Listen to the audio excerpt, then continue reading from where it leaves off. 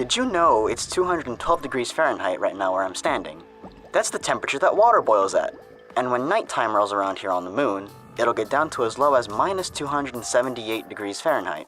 That's cold enough to freeze gasoline, alcohol, and carbon dioxide. What? Those are over 450 degrees apart? Now that's extreme.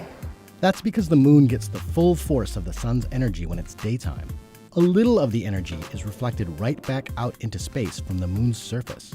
The rest of the energy coming in is absorbed by the moon's surface, then re-radiated back out into space, mostly as heat, or the fancy term for it, thermal infrared radiation.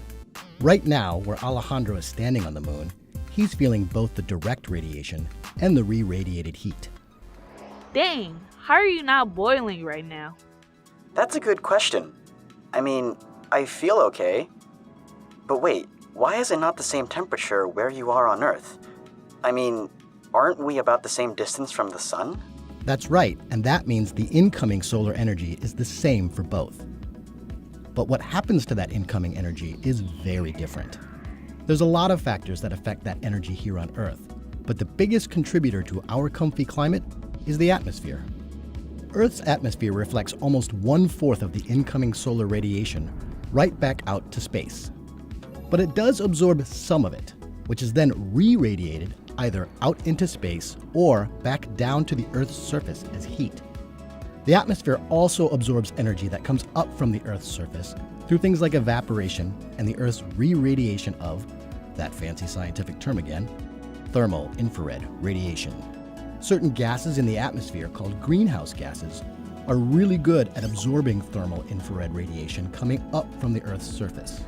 When the gases absorb energy, their temperature rises and they radiate heat out in all directions, including down to the Earth's surface. CO2 is a greenhouse gas. Even without people, there was CO2 in the atmosphere. The more CO2 we put into the atmosphere, it warms. Then what happens there is that there's more evaporation and there's more water vapor in the air. And so then water vapor, being another very effective greenhouse gas, absorbs the energy. And so that leads to further warming.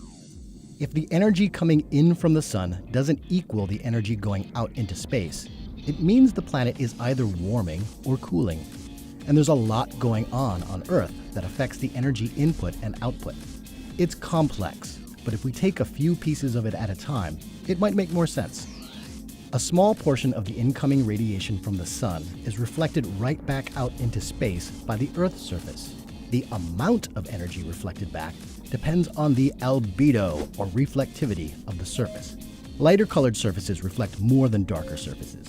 One of the most reflective surfaces on Earth is ice. When you have a lot of sea ice, you raise the albedo, so the sort of bright ice discounts the dark ocean, so you get a cooling effect from that. But I've heard that sea ice in places like the Arctic is melting because the Earth is warming. This must lower the Earth's albedo. That's true, so the Earth will warm up even more, and we're changing albedo in other ways.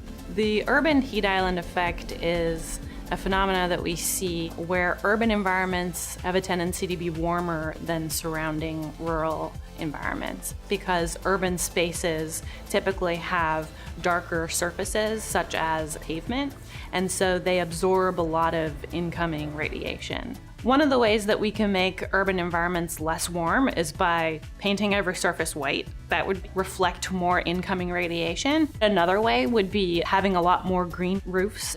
And while some of the things that affect Earth's energy balance are out of our control, some of the variables we can control.